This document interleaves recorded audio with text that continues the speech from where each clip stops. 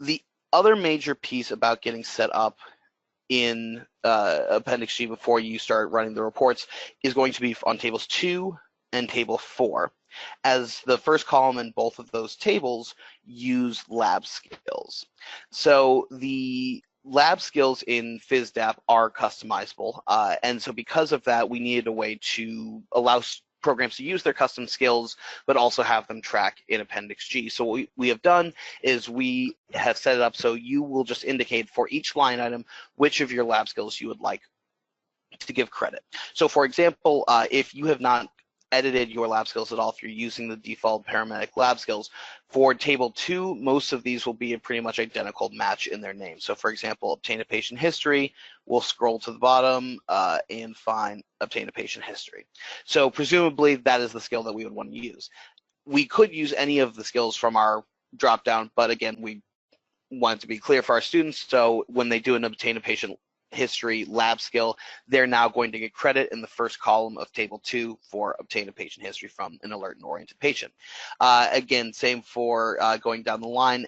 Any of these that you would want to select, you'll just go ahead and enter comprehensive adult, comprehensive pediatric, direct oral tracheal intubation, and so forth.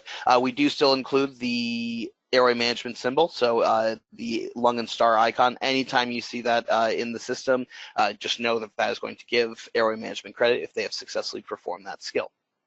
So you'll need to go ahead and enter these in for table 2, and then also for table 4, because again, the first column of table 4 uses lab skills. I will note that at the moment, we do not have defaulted into the paramedic skills the BLS skills from the second half of table 4. So to add those skills in, if you don't already have those, you would go back to the account page, and I'm actually going to open a new tab for this, and then skills tracker settings. And then in the upper right of skills tracker settings are the lab skill settings.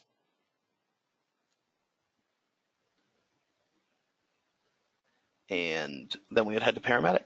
So then we would just go ahead and select which section we wanted to add to. So for example, we were looking at 1 and 2 rescue or CPR. I would go ahead and select cardiac for that and click on the plus practice item button. And now I've got a new practice item that I can create. So I can do 1 and 2 rescue or CPR adult. If I want to add a skill sheet to it, which we do have the skill sheets, so there we go. It's actually defaulting to it, 1 and 2 rescue or CPR. So now I've got our skill sheets attached. So we do have the skill sheets for those in the list, but we don't have the lab skills themselves. So you guys will need to enter those lab skills if you don't already have them.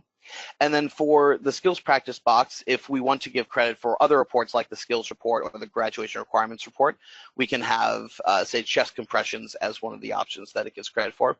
And then we can set our peer and instructor goals. So again, these are the goals for the lab skill itself, but we can actually have the lab goals mimic what we have in as a goal for the Appendix G.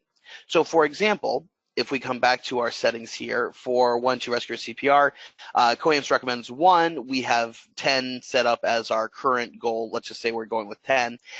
If I wanted to make sure that students have met that goal in the Appendix G, which of course I could just run the Appendix G report, but if I wanted to do it seeing it using the lab skills widget when they're in their lab, if we set their lab goals to be a total of 10 between peer and instructor for this, and they have exceeded that, then we know for sure that they have met their Appendix G goal. So for example, if we say 9 and 1, and I see that they're at 100% for their lab goals, then I know that together that makes the 10 that is required on Appendix G, or that we have chosen to require on Appendix G. So setting up your lab goals in conjunction with what your goals are for column 1 of table 4 and column 1 of table 2 can really help translate the lab goals widget with Appendix G so that you don't need to run Appendix G every time to see how they're doing for that first column in table 2 and table 4. The rest of these skills as well, you could just go ahead and fill out where you need in the lab skills. So if for bag mouth technique, you'd probably go to your airway and go ahead and add that in. And again, once they are in, then you can have your students start entering those lab skills and start getting credit for it.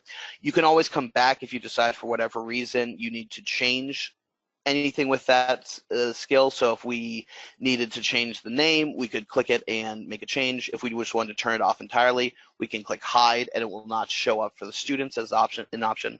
We can change the skill sheet. We could remove the skill sheet entirely. And the Appendix G skills with lab are going to be using the lab skill itself. So while the skill sheet is great, it's not actually required. And if you have a lab skill that does not have a skill sheet attached to it, when the students go to enter that lab skill, they still have a window pop up. Instead of being the skill sheet itself, it will just be a window that says who was the evaluator and was it a pass or a fail. So we still know if it'll be peer or instructor, and we still know if it's successful or not. It just doesn't have a skill sheet attached to it.